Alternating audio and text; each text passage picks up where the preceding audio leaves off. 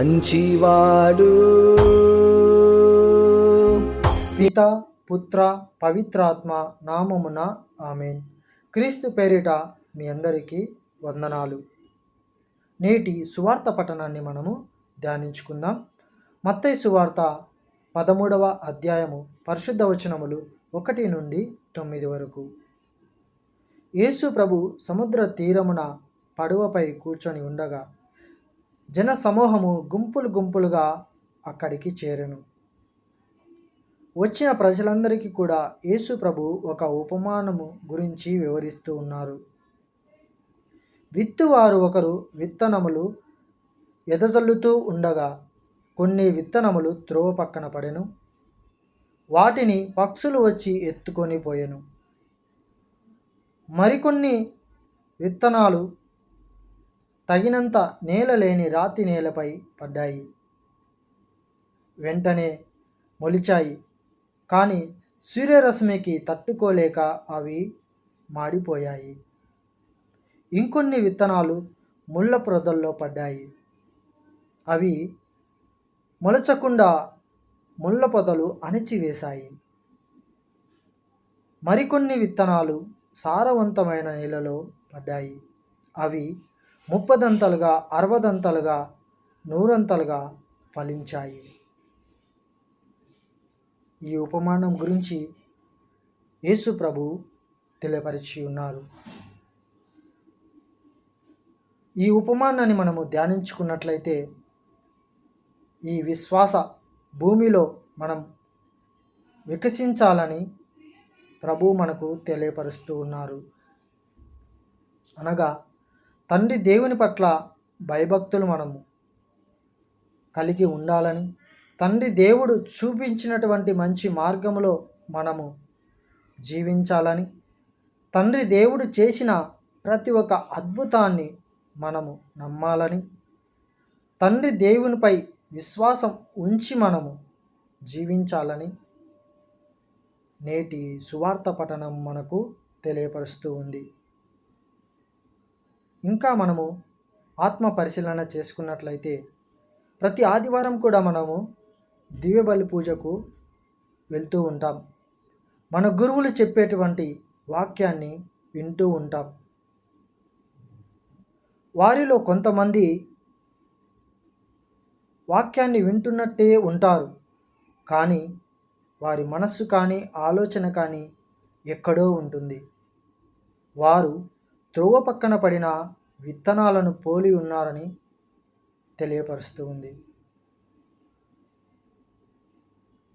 మరికొంతమంది వాక్యాన్ని వింటారు,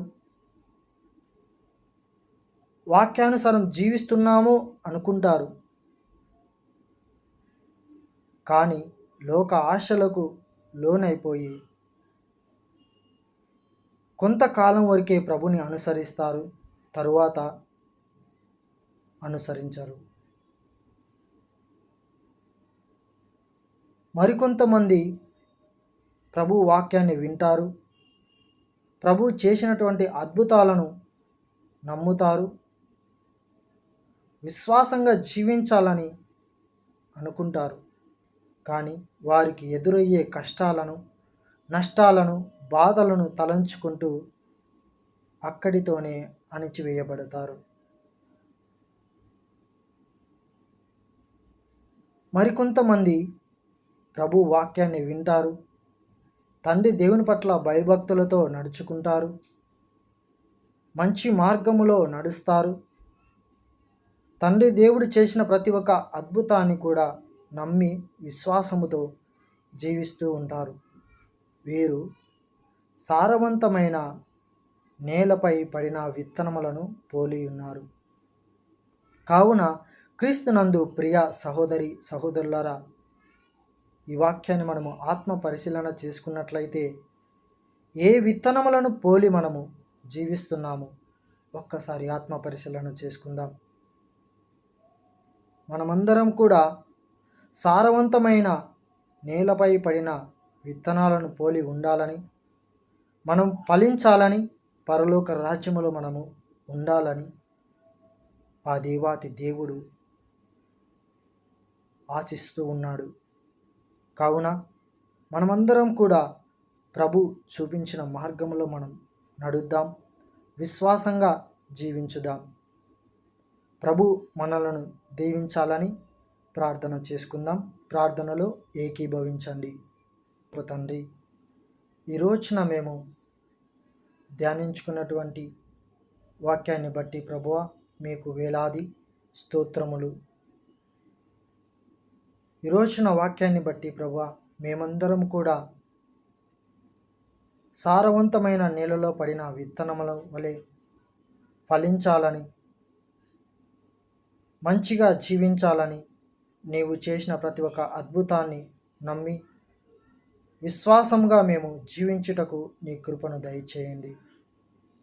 ఎవరైతే ప్రభువా నీ ప్రార్థనలో ఏకీభవించి ప్రార్థిస్తూ ఉన్నారో వారిని దీవించండి, ఆశీర్వదించండి, కాచి కాపాడండి. ప్రభువా నీ వాక్యాన్ని విని నీ వాక్యంలో బలపడి ప్రభువా నీకు సాక్ష్యమిచ్చు బిడ్డలుగా ప్రతి ఒక్కరిని తయారు చేయమని మిమ్మలను వేడుకుంటూ, ఓ మా పరలోకపు తండ్రి, మిమ్మలను బ్రతిమలాడి ప్రార్థిస్తున్నాము. ఆమేన్. ప్రభునందు మీకు శుభములు కలుగునుగాక. ఆమేన్.